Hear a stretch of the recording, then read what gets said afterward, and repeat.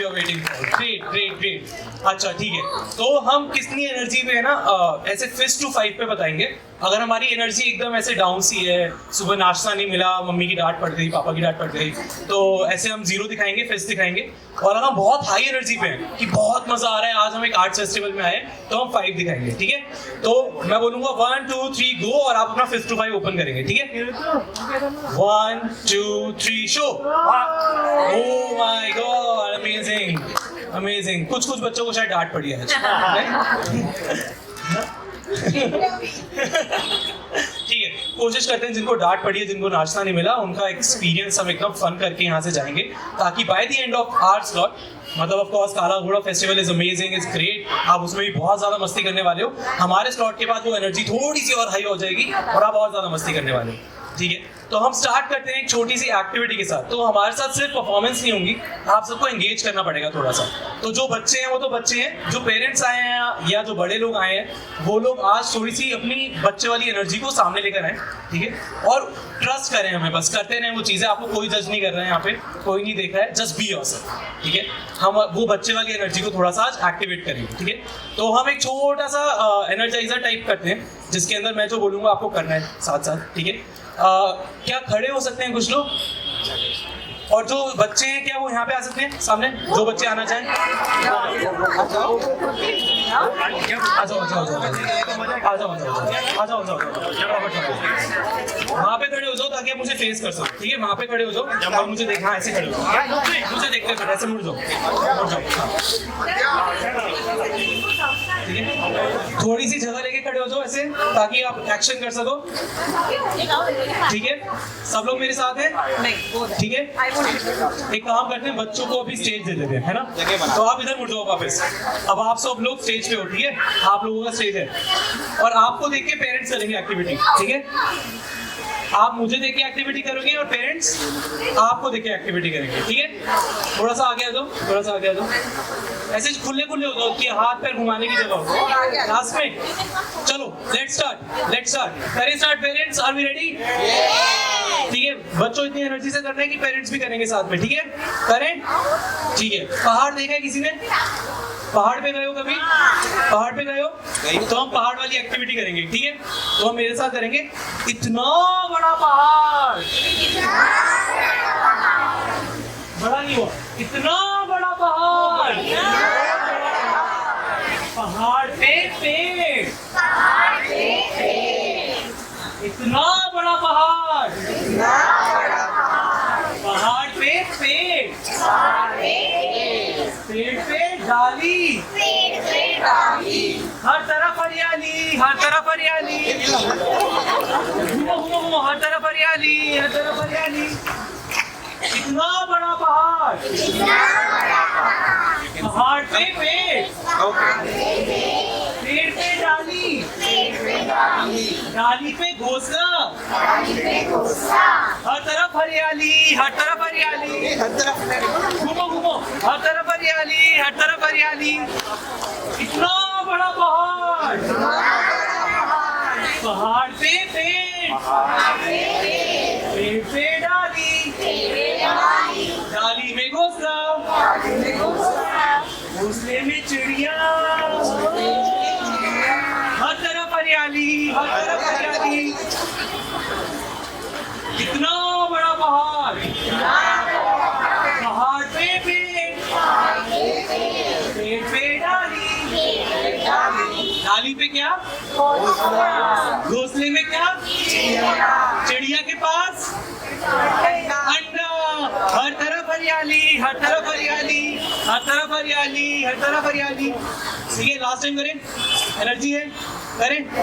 इतना बड़ा पहाड़, इतना बड़ा पहाड़, पहाड़ पे पेड़, पेड़ पे डाली, डाली पे घोंसले में चिड़िया के पास, और हर तरफ घूमो, हर तरफ, हर तरफ, हर तरफ। ओके, सब लोग अपने लिए ताली बजा दो एक बार जोरदार। Very nice, very nice. अपने पेरेंट्स के लिए ताली बजा दो, उन्होंने बहुत अच्छा किया। पेरेंट्स बच्चों के लिए ताली बजा दो, उन्होंने बहुत अच्छा किया। ओके, सब आ जाओ वापस अपनी सीट पे। Thank you so much participate करने के लिए इसके अंदर। तो थोड़ा सा आप सभी को इंट्रोडक्शन देने के लिए, मेरा नाम नमन है। मैं एक संस्था से आता हूँ जिसका नाम है स्लैम आउट लाउड। क्या नाम है? Yes, slam out loud. Slam out loud का मतलब होता है अपनी आवाज जोर से कहना, अपनी कहानी, अपनी कविता जोर से बताना दुनिया को, अपने बारे में दुनिया को जोर से बताना। तो ये मतलब है स्लैम आउट लाउड का। और आपको भी कुछ पोस्ट कार्ड्स मिलेंगे, उसका कुछ करना मत, अपने पास रखना अभी संभाल के। तो स्लैम आउट लाउड क्या करता है? Slam out loud creative confidence पे काम करता है। क्रिएटिव कॉन्फिडेंस स्किल्स होते हैं जैसे कम्युनिकेशन हो गया, कोलैबोरेशन हो गया, क्रिएटिविटी हो गया। तो हम इन सारे स्किल्स पे आर्ट्स के थ्रू काम करते हैं, नाटक के जरिए, कहानियों के जरिए, कविताओं के जरिए, पेंटिंग के जरिए हम इन सारे स्किल्स को बच्चों के अंदर इनकलकेट करते हैं। इससे पहले मैं आपको स्लैम आउट लाउड के बारे में और बताऊं और एक बोरिंग लेक्चर बन जाए, हम एक एक्टिविटी करेंगे जिससे आप हमारा काम थोड़ा और समझ पाओगे। आप में से किस किस ने कविताएं कभी लिखी है? पोम। आपने कभी भी अपनी लाइफ में पोम लिखी है? Very nice, very nice. Okay, हमारे पास कुछ कुछ लोग हैं जिन्होंने लिखी है। कौन कौन है जिन्होंने कभी भी पोम नहीं लिखी? कौन कौन है जिन्होंने डर के मारे पोम नहीं लिखी है? मैं कैसे लिख सकता हूँ, मेरे से तो नहीं हो पाएगा। ऐसे भी कुछ लोग हैं, ठीक है। कौन कौन है जिन्होंने शर्म के मारे पोम नहीं लिखी कि यार लोग क्या सोचेंगे मैं पोम लिख रहा हूँ? ऐसा कोई है? यहाँ पे है, अच्छा। ठीक है। और ऐसे कौन लोग हैं जिन्होंने लिखी है पर वो उनके किसी सीक्रेट ड्रॉअर के अंदर पड़ी हुई है और वो कभी दुनिया तक नहीं पहुंची है? यहाँ पे है, यहाँ पे है। अरे वेरी नाइस, वेरी नाइस, ठीक है, बहुत अच्छा। तो हम क्या करने वाले हैं? हम आज इस सेशन के अंदर कविता लिखने वाले हैं, ठीक है। और कविता लिखने से डरना नहीं है, मेरे साथ चलना है बस। और by the end of it आपको लगेगा कविता लिख भी, इतना आसान होता है कविता लिखना। हमारे पास कविता भी है, तो बस मेरा प्रोसेस ट्रस्ट करेंगे, आप सब भूल पाएगा, ठीक है। जैसे for example, for me love is rainbow, ठीक है, मल्टी कलर। तो मैं लिखूंगा, अब लिखना मैं बाद में बताऊंगा, पहले कलर चूज कर लीजिए। कोई भी एक कलर जो आप इस इमोशन से सोचते हैं, समझते हैं। जैसे अगर आपने हैप्पीनेस चुना है तो हैप्पीनेस किस कलर की होगी आपके लिए? किस कलर से आपको हैप्पीनेस मिलती है? Very nice, very nice. तो आप लिखिए, अभी बता दूं क्या। जब आप सोच लेंगे तो मुझे स्नैप दे दें, ठीक है। बहुत सारे लोगों ने सोच लिया।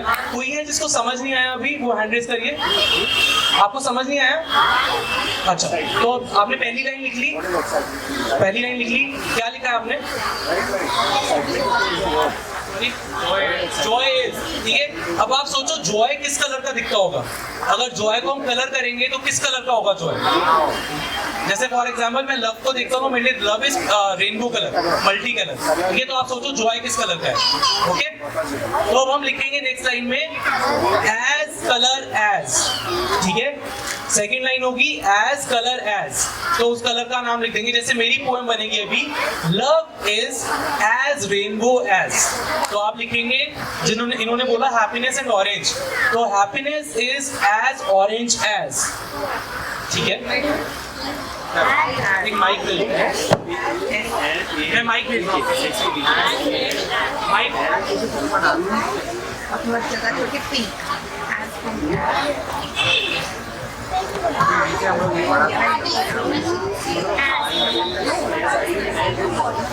Hello. Yes, yes. The poem should be in English only, or we can write in Hindi or Marathi? Hindi, Marathi, जिसमें भी आपका मन करे आप लिख सकते Okay, thank you. हैं, ठीक है। जैसे मैं अगर हिंदी में लिखूंगा तो मैं लिखूंगा प्रेम है सतरंगी, सतरंगी, ऐसा सतरंगी। Thank you.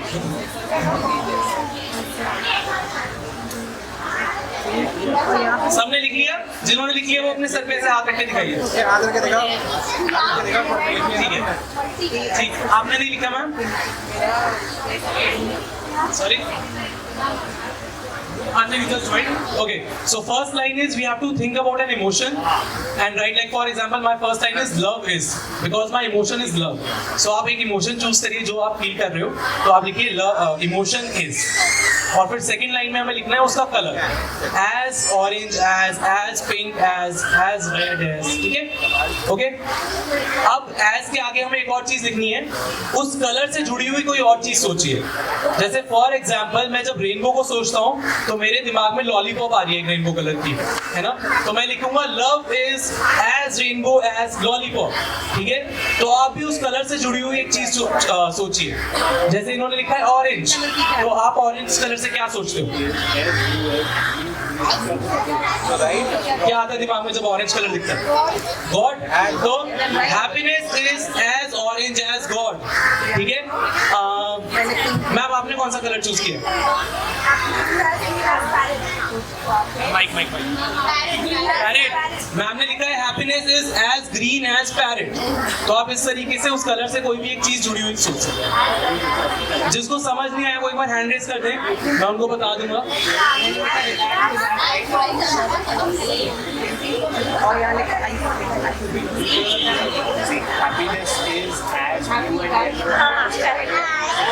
ठीक है, एक बार हम एक रिस्पॉन्स लेते हैं ऑडियंस से।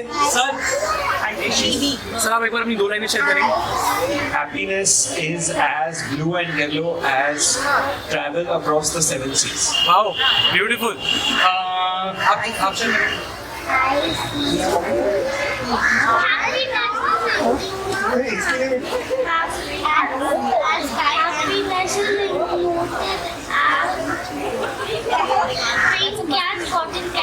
Wow, pink as cotton candy. What an imagination.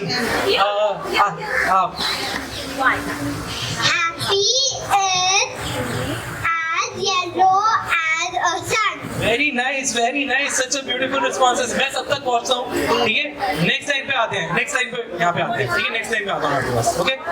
तो नेक्स्ट लाइन है, हमें सोचना है, जिसने हैप्पीनेस सोचा है वो सोचेंगे इससे रिलेटेड कोई एक साउंड। जैसे फॉर एग्जाम्पल जब मैं लव के बारे में सोचता हूँ तो मुझे एक साउंड आती है दिमाग में, पिटर पैटर ऑफ द रेन। तो मैं लिखूंगा love is as rainbow as candy, it sounds like pitter patter of the rain. तो आपकी थर्ड लाइन है इट साउंड्स लाइक डैश। सबको समझ आया? सबको समझ आया? वहां पे पीछे से एक रिस्पॉन्स लेते हैं। मैम आपने क्या लिखा है?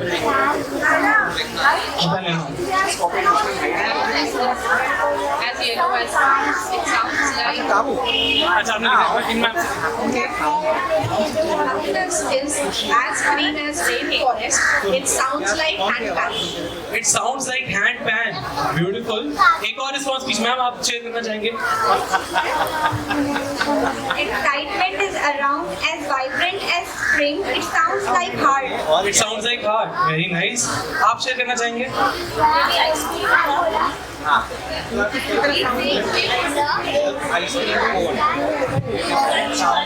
Happy is you're right.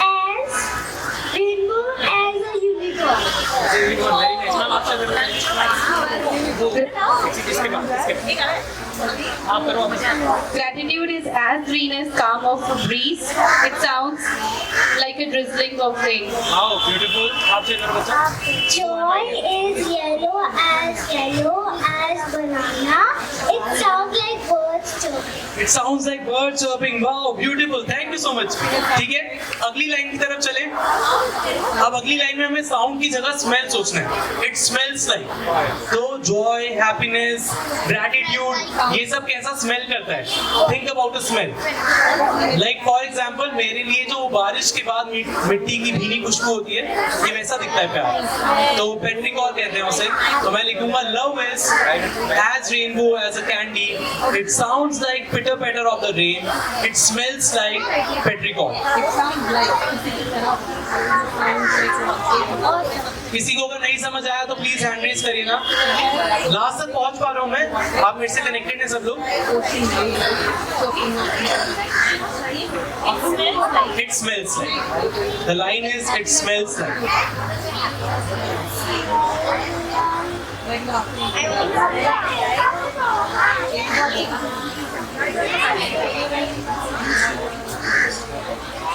ठीक है, कोई 2 रिस्पॉन्सेज लेते हैं।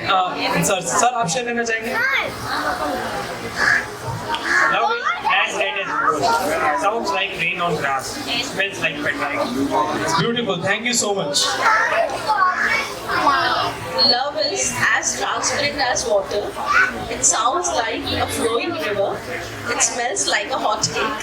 Very nice. It smells like a hot cake. Very beautiful. Very beautiful. Okay, आप शेयर करिए. Beautiful is as pink as ribbons. It sounds like pitter patter. It smells like strawberry. Strawberry. Wow, beautiful. अभी हमें सबके साथ share करना है. Ma'am के साथ एक रिस्पॉन्स लेंगे यहाँ पे. माइक में हाँ.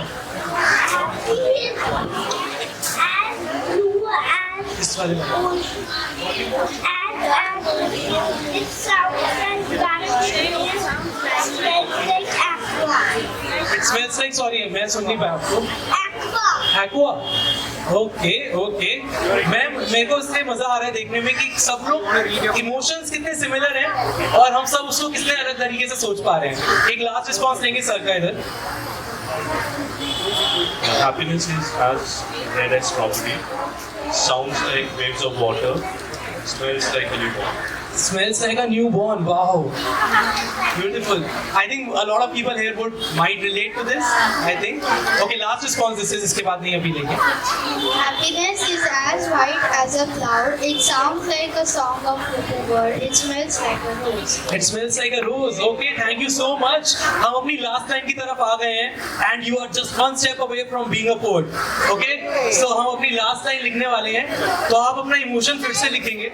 So for example, my emotion was love. So I will again write love is.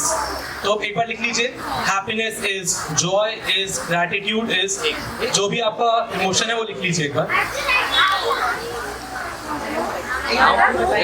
और उसके आगे हम एक एडजेक्टिव लिखेंगे. एक एडजेक्टिव लिखेंगे लव के लिए, मतलब आपके इमोशन के लिए. So for example, for me love is beautiful. So my poem will become love is as rainbow as a candy. It sounds like pitter patter of the rain. It smells like petrichor. Love is beautiful. तो आप अपने emotion के साथ एक adjective जोड़ दीजिए last line में. किसी को अगर नहीं समझ आया तो वो हाथ खड़ा करके बताइए. और जो लिख लेगा वो एक बार स्नैप दे दीजिए ऐसे. Very nice, very nice, very nice. आता हूँ मैं आपके पास. आता हूँ. ओके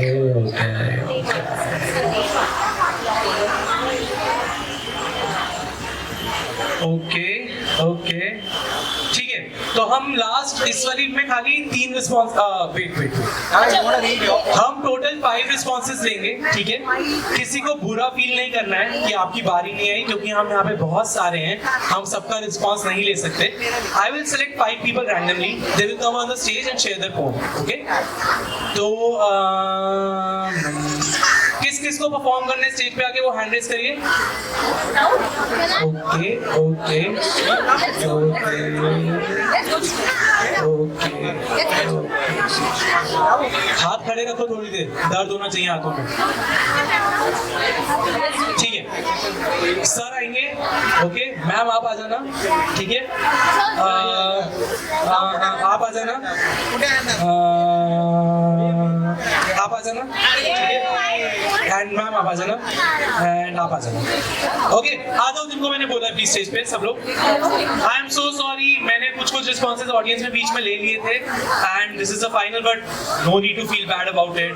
आपके पास पोएम है आपका, आप स्टार ऑलरेडी बन चुके हैं. Okay, stage will not define you as a star right now. पहले सब आ जाए, उसके बाद हम स्टेयरिंग स्टार्ट करेंगे. आ जाओ. Okay, I'll carry. एक और बच्चा था ना सर.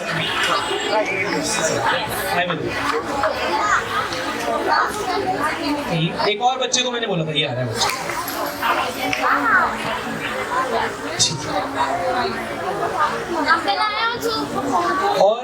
और इसके बाद, इस पोम के बाद हमारे पास हमारे प्रोग्राम से 3 स्टार बच्चे आए हुए हैं जिन प्रोग्राम्स में हम काम करते हैं वो परफॉर्म करने वाले हैं.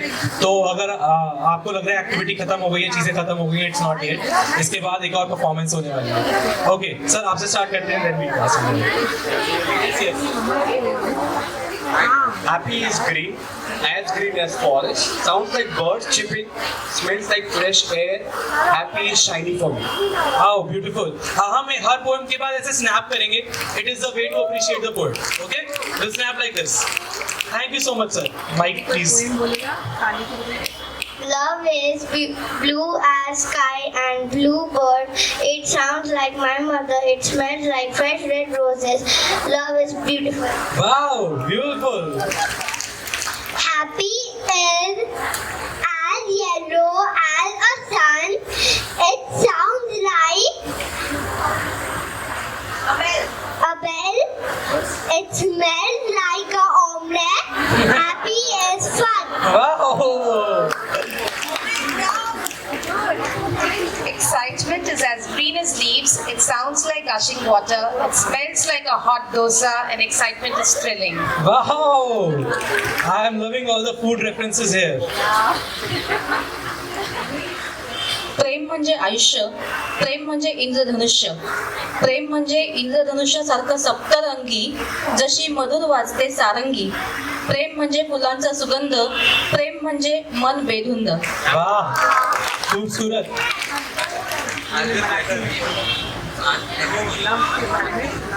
Happy is as red as strawberry. It sounds like crunchy ice cream cone. It smells like mango. Happy is rainbow. Very nice. Thank you so much for sharing. एक बार सारे परफॉर्मेंस के लिए हम तालियां बजा दें please. Thank you so much everyone. Thank you so much. Thank you for coming on the stage. Okay, so this is what Slam Out Loud does. This is what we do in all the classrooms, in all the under-resourced classrooms, जहाँ तक art का access पहुँच नहीं पाता है. Because we have realized कि arts के अंदर एक powerful, बहुत ही ज़्यादा powerful ability है to transcend the borders, to take you through an emotion, to help you feel what you are feeling right now, and to make you feel excel in the life and the education as well.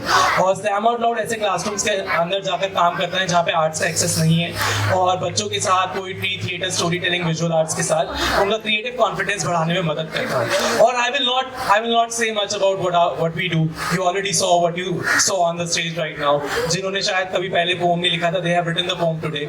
सो एक बार अपने लिए जोरदार ताली बजा दीजिए that you did this. This is wonderful. This is just wonderful. और ऐसा ही मैजिक लेने के लिए we have 3 of our children from the classrooms, Jin classrooms में हम काम करते हैं. Two kids are from Pune classrooms and one kid is from Delhi.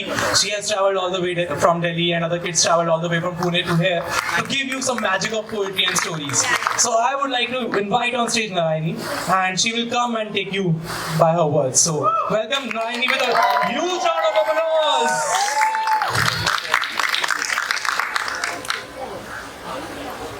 Hello दोस्तों, तो मैं हूँ आपकी नारायणी और आज मैं चॉइस इस कविता को रिसाइट करने जा रही हूँ. तो आई होप कि आपको पसंद है. So let's get started. Have you ever wondered why girls and boys are treated unequally and often contrasting? Girls are told, talk like a girl, walk like a girl, hey, don't act like a boy, sit properly, don't raise your voice, go and cook. Boys are told, hey, don't wear pink, don't cook, don't cry. Are you a girl? Why is this society making this a trend? And we suffer as we bend. Can boys act well sometimes and give respect? If a girl wears short clothes, does it decide that she attracts a boy? A thing that's most important, respect and choice. Do we even give them?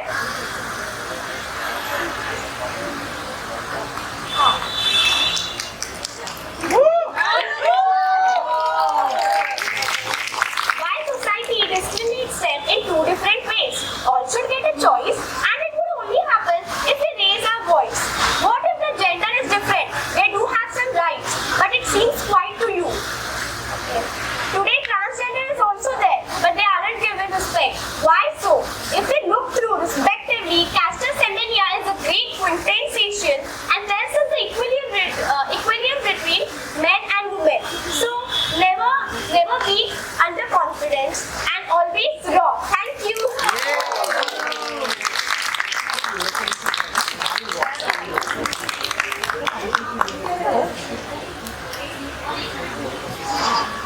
Hello. Yes. तो जो भी poems आप और story सुनने वाले हो, they are self written poems and poetries. And अगर बीच में आपको लगता है किसी लाइन से आप रिलेट कर पा रहे हो तो डू स्नैप फॉर देम. और they are performing for the first time on a stage, so do appreciate them for what they are doing right now. So yeah. Next up we have Bhumika from Delhi, all the way from Delhi. So Bhumika, please come on the stage. Thank you so much. हमारी life में जितनी importance है जीने के लिए सांसों की, हमारी लाइफ में जितनी इम्पोर्टेंस है जीने के लिए सांसों की, उतना ही मायने रखता है खुद पर विश्वास. जी हाँ, मैं बात कर रही हूँ सेल्फ कॉन्फिडेंस की. हेलो एवरीवन, मेरा नाम है भूमिका और मैं दिल्ली से हूँ. मैं मुंबई पहली बार आई हूँ आप सबको अपनी एक कहानी सुनाने. मेरी इस कहानी का नाम है ऊंची उड़ान. तो चलिए शुरू करते हैं. ये कहानी है नन्ही चिड़िया की, जिसको उड़ना काफी पसंद था. उसे लगता था जैसे आजादी से उड़ना ही उसकी जिंदगी हो. वो रोज अपने सभी साथियों के साथ आसमान की सैर करने निकल जाती. उसका एक सपना था, सारा का सारा आसमान देखने का, और वो ये सपना पूरा करने रोज अपने दोस्तों के साथ निकलती. उस दिन रोज की तरह वो चिड़िया अपने सभी दोस्तों के साथ आसमान की सैर पर निकली. लेकिन उस दिन कुछ तो अलग था. वो आसमान की ओर बढ़ी तो सही, लेकिन आज वो आसमान देख नहीं पाई. जैसे ही वो आसमान की ओर गई, वैसे ही वो जमीन पर आ गिरी. और जब उस चिड़िया की आंखें खुली तो उसने देखा कि उसके आसपास 4 लोग खड़े थे, जो बड़े ही दुख से बोल रहे थे, बेचारी नन्ही चिड़िया अब दोबारा ना उड़ पाएगी, इसका तो जीना मरना एक समान है. ये सुनकर जैसे उस चिड़िया की सांस कट गई. उसने तो दोबारा आसमान देखने की उम्मीद ही छोड़ दी थी. लेकिन उन सभी आवाजों के बीच एक और आवाज थी, जो बार बार सिर्फ ये बोल रही थी, अरे तुम सब शांत रहो, वो चिड़िया दोबारा उड़ेगी, वो उड़ सकती है. ये आवाज सुनने के बाद उस चिड़िया के अंदर एक उम्मीद की किरण जगी. और वो आवाज थी एक छोटे नन्हे बच्चे की, जो बार बार सिर्फ एक ही बात बोल रहा था कि वो उड़ सकती है.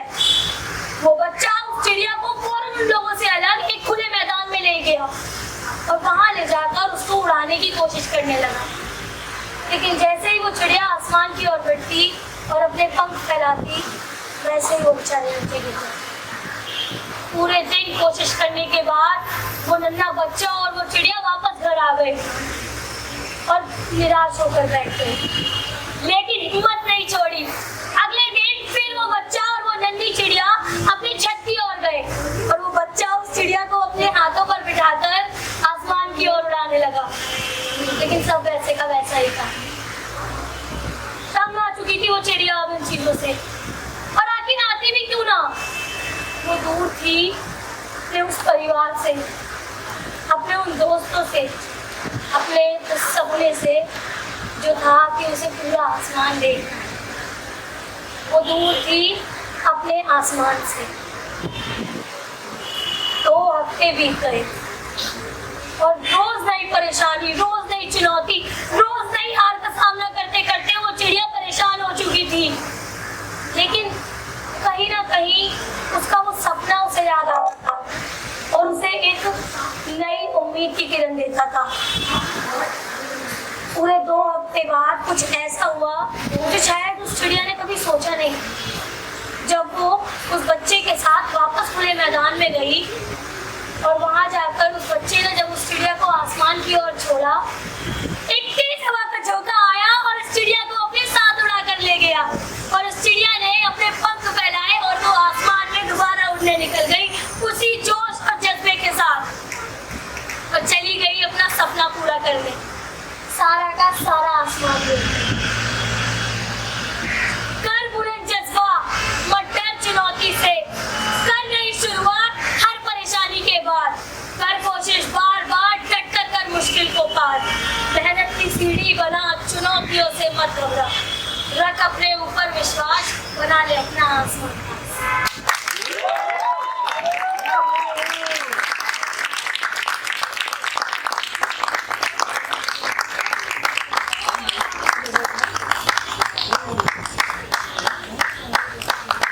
आपकी तालियों में मजा आया, लेकिन thank you so much. Next up हमारे पास परफॉर्मेंस है, हमारे साथ पुणे से आई है साथी नारायणी की जैसे भारती। तो एक बार भारती का जोरदार तालियों के साथ स्टेज पे हम स्वागत करेंगे। हॅलो फ्रेंड्स, तर माझं नाव आहे भारती। मी तुम्हाला माझी बनवलेली कविता सांगणार आहे। माझ्या कवितेचे नाव आहे निसर्गाचे प्रश्न। जग विकसित होण्यासाठी पाप कचरे केले, कधी कापली झाडे तर कधी नद्यांना प्रदूषित केले। विकासाकडे जाता जाता माणूस किती स्वार्थी झाले, माणूस किती स्वार्थी झाले। पाणी पाऊस का नाही झाले, या वर्षी पीक का नाही आले, शेतकऱ्याने जीव का दिले, प्रश्नाचे हे कसे बंधार झाले, आज डोळ्यात अश्रू का आले, हिरवे निसर्ग हे कोठे हरवून गेले, कोठे हरवून गेले। निसर्गात रासायनिक खताने मार्गाचे विकास झाले, नद्या डोंगर हे खोदत गेले, पण प्राणी पक्षी हे दुर्मिळ का झाले, दुर्मिळ का झाले। आपल्याला लक्षात ठेवा,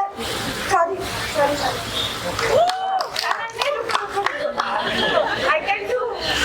निसर्ग हे संपत का चालले, प्रश्नाचे हे कसे बंधार झाले, आज डोळ्यात अश्रू का आले, हिरवे निसर्ग हे कोठे हरवून गेले, कोठे हरवून गेले। निसर्गाच्या होत्या विनाशामुळे किती संकट आली, कधी कोरोना तर कधी नमती, किती विविध रोग आली। प्रदूषण आणि कारखान्यामुळे पाणी सुद्धा जहर झाले, पाणी सुद्धा जहर झाले। निसर्गाला वाचवायचे प्रयत्न का नाही केले, वातावरण का बिघडले, प्रश्नाचे हे कसे बंधार झाले, आज डोळ्यात अश्रू का आले, हिरवे निसर्ग हे कोठे हरवून गेले, कोठे हरवून गेले। शेवटी मला एवढेच सांगायचे आहे, निसर्गाचा अभ्यास करा, निसर्गावर प्रेम करा, निसर्गाचे जतन करा, निसर्गाजवळ राहा, तो आपल्याला कधीच अपयशी करणार नाही। थँक्यू।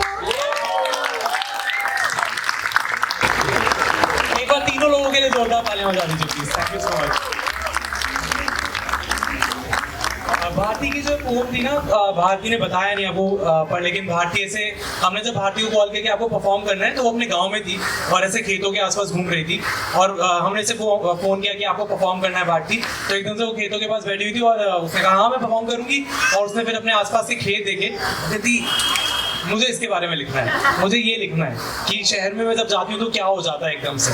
तो फिर भारती ने पोम लिख के इंस्पायर होके, तो ये कॉन्टेक्स्ट था उसको। Thank you so much. ठीक है, तो ये स्लैम आउट लाउड का एक प्रोग्राम होता है, जिजीविषा फेलोशिप हम जिसे कहते हैं। मैं अभी स्लैम आउट लाउड के साथ काम कर रहा हूँ दिल्ली की टीम के साथ, पर मैं पहले फेलो था 2018 के अंदर, और जो भूमिका है वो मेरी क्लास की स्टूडेंट है।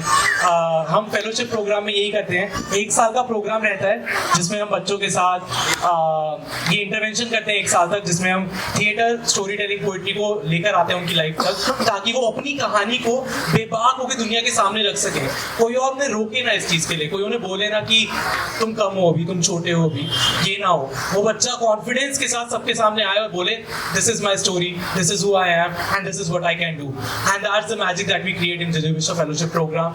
आपके पास जो पोस्ट कार्ड है उसके ऊपर एक QR कोड भी है। आपको लगता है कि आप जानते हो किसी ऐसे व्यक्ति को जो ये फेलोशिप करना चाहेगा, कंट्रीब्यूट करना चाहेगा इस फेलोशिप के लिए, फाइनेंशियली कंट्रीब्यूट करना चाहेगा, वॉलंटियर करना चाहेगा, या फिर फेलो बनना चाहेगा, आप प्लीज उन्हें ये फॉर्म दीजिए, QR कोड दिखाना, आप स्कैन करोगे तो आप हम तक पहुंच जाओगे। बाकी हमारी टीम यहाँ पे बहुत सारे लोग आए हुए हैं, तो आप इस टीम से भी मिल सकते हो, मुलाकात कर सकते हो। मैं आपके बस 5 मिनट और लूंगा, ठीक है, एक छोटी छोटी मूवमेंट्स बताने के लिए। हमारे साथ इस साल के 2 फेलोज आए हुए हैं। Shivani is a fellow from Pune and Aastha is a fellow from Mumbai. Aastha is है, तो शिवानी आपको बताएगी अब एक favourite movement from our classroom, कि उसकी क्लासरूम से उसका फेवरेट मूवमेंट कैसा है, और आस्था आपको बताएगी कि उसकी क्लासरूम में उसने क्या ग्रोथ देखा। It will take hardly 2 minutes, just sit with us, be with us for this. Hello everyone. Hi. तो मेरा नाम शिवानी है, मैं पुणे से आई हूँ, मैं एक फाइन आर्टिस्ट हूँ और मैं जिजीविषा फेलोज की एक फेलोशिप ली है मैंने। तो मैं लास्ट 1 ईयर से बच्चों को पढ़ा रही हूँ, तो मेरा एक प्राउड मोमेंट मैं आपके साथ शेयर कर रही हूँ। आप सबको हाइकू पता है? हाइकू क्या होता है? ओके, पोएम रहता है, उसके कुछ लिमिटेशंस रहते हैं। तो वही मेरा सेशन का थीम था, वो मैं स्टूडेंट को हाइकू पढ़ाने वाली थी। तो हाइकू मतलब क्या, तो स्टूडेंट्स मुझे पूछने लगे कि हाइकू क्या होता है दीदी, हाइकू कैसे करते हैं। तो मैं पहला दिन था, मैं डरी हुई थी।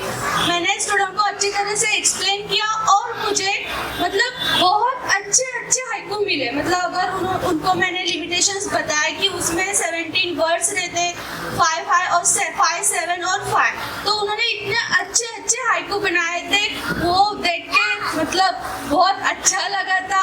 फिर क्लास खत्म होने के बाद जब स्टूडेंट्स बोले दीदी आप फिर कब आओगे, तो वो सुन के बहुत अच्छा लगा था। Thank you. Thank you so much Shivani ये शेयर करने के लिए। अब मैं स्टेज पे आस्था को बुलाना चाहूंगा जो कि ऐसा चीज बताएंगी कि इससे उनकी क्लास में उन्होंने क्या ग्रोथ एक्सपीरियंस करी, क्या देखा बच्चों को। हाय एवरीवन, तो मेरा नाम आस्था है और मैं दिल्ली से आई हूँ। मैं एक थिएटर आर्टिस्ट हूँ और मैं ऑलरेडी 8 सालों से थिएटर प्रैक्टिस करती हूँ और मैं ढूंढ रही थी कोई ऐसी फेलोशिप जिसमें मैं थिएटर के थ्रू अपनी कॉन्ट्रीब्यूशन दे सकूँ ताकि बच्चों की ग्रोथ हो सके। सो मैं उस थिएटर की प्रैक्टिस को अपनी सेशंस में लेके गई और टाइम के साथ मैंने बहुत बच्चे देखे, लेकिन मेरी क्लास में एक बच्चा था सत्यम। वो बच्चा था जो मेरी क्लास में कभी पार्टिसिपेट नहीं करता था। फ्रॉम द डे 1 जब मैं क्लास में जाती थी वो बच्चा अकेला क्लास के कॉर्नर में बैठा होता था और मेरा टारगेट पहले दिन ही बन गया था कि मुझे इस बच्चे को अपनी क्लास में पार्टिसिपेट करवाना है और उसकी चॉइस से करवाना है, ज़बरदस्ती नहीं। मैं क्लास में जाती थी, मैं बहुत कोशिश करती थी कि मैं किसी तरीके से उसको गेम्स में, एनर्जाइजर्स में एंगेज कराऊँ ताकि वो एंजॉय करे। बट स्टार्टिंग के कुछ क्लासेस में मुझे बहुत ही निराशा मिली। वो नहीं करता था पार्टिसिपेट। मैं एक्टिविटी कराती थी, उसको नहीं मज़ा आता था। तो फिर मैंने एक तरीका अपनाया। हम कहते हैं कि बच्चों से पर्सनली बात करके बच्चे एंगेज नहीं करते, लेकिन अगर हम बच्चों से पर्सनली बात करें, भले उनकी पर्सनल लाइफ के बारे में, भले उनकी स्टूडेंट लाइफ के बारे में, तो वो सच में बात करना चाहते हैं। उनको शायद कोई मिलता नहीं है जिससे वो बात कर सके। मैंने उससे धीरे धीरे उससे रोज अकेले बैठ के बात करनी शुरू करी। मैं जब भी सेशन लेने जाती, मैं 2 से 5 मिनट उससे अकेले बात करती। स्टार्टिंग में वो बात नहीं करता था, लेकिन टाइम के साथ उसे थोड़ी बात करनी शुरू करी। और एक दिन जब मैं सेशन लेने गई तो वो बच्चा जो मेरी क्लास में सुनता तक नहीं था, मैंने पूरी क्लास में जब एक्टिविटी समझाई, उसके बाद वो बच्चा मेरे पास अपनी फाइल लेकर आया कि माँ मुझे क्या करना है। और वो फाइल लेके इतना ज्यादा खुशी का था, मतलब आपको अपनी एक्साइटमेंट बता नहीं सकती। वो आया और उस दिन के बाद से हर सेशन में वो मेरे पास अपनी फाइल अकेले लेकर आता कि मामा मुझे प्लीज समझाओ मुझे क्या करना है। और आते आते कुछ टाइम बाद वो बच्चा मेरी क्लास का ऐसा पहला बच्चा बन गया जो हर बार मुझे क्लास के सबसे पहले अपना एक्टिविटी दिखाता था, सबसे पहले। और इससे ज्यादा मेरे लिए अचीवमेंट और कुछ नहीं हो सकता कि जो बच्चा मेरी क्लास में पार्टिसिपेट तक नहीं करता था, उस बच्चे से मैं सारी एक्टिविटीज करवा पा रही हूँ, वो खुशी कर रहा है। और आज वो बच्चा है जो मुझसे अगली क्लास के बारे में पहले पूछता है कि मैम हम अगली क्लास में क्या करेंगे। तो मेरे लिए इससे बड़ा सक्सेसफुल अचीवमेंट और कुछ नहीं हो सकता जो मुझे जीजू विशा फेलोशिप ने प्रोवाइड किया। और जीजू विशा वो फेलोशिप है जो बच्चों की सोशल और इमोशनल डेवलपमेंट में काम करती है। हम बच्चों को स्कूल भेज देते हैं, लेकिन क्या सिर्फ स्कूल जाना इंपॉर्टेंट है? क्या सिर्फ अकेडमिक्स इंपॉर्टेंट है? नहीं। जब तक बच्चा सोशली एंगेज नहीं करेगा, आपका कोई भी एक्टिविटी, कोई भी एकेडमिक्स काम नहीं आएगा। सो बेटर रहेगा कि हम सोशली और इमोशनली भी उन पर काम करें। Thank you so much. मैं ये कूल ग्लासेस पहन के आया हूँ ताकि मुझे ज़्यादा तालियां मिले थोड़ी सी, लेकिन बच्चों ने थोड़ी सी फायर कर दी है वहाँ पे। I am feeling okay. That's what slam out loud does. आप में से कोई भी इस इनिशिएटिव के, आप मुंबई में हम आ रहे हैं, अभी नया है, अश्विनी हमारे साथ है, वो मुंबई में काम करती हैं और हम बस अभी मुंबई में आ ही रहे हैं। तो ये था हमारा वेलकम इवेंट। मुझे लगता है आपने हमारा बहुत अच्छे से स्वागत किया। और अच्छे से स्वागत करने के लिए अगर आप इस इनिशिएटिव को सपोर्ट करना चाहते हैं, किसी को भी ऐसे जानते हैं जो फेलोशिप करना चाहेंगे, प्लीज हमारी टीम से बात करिए स्टॉल पे आकर, और जो भी आपको और जानकारी लेनी है इस इनिशिएटिव के बारे में प्लीज लीजिए। Thank you so much for being here, thank you for being you, thank you for participating, and thank you for being vulnerable with us.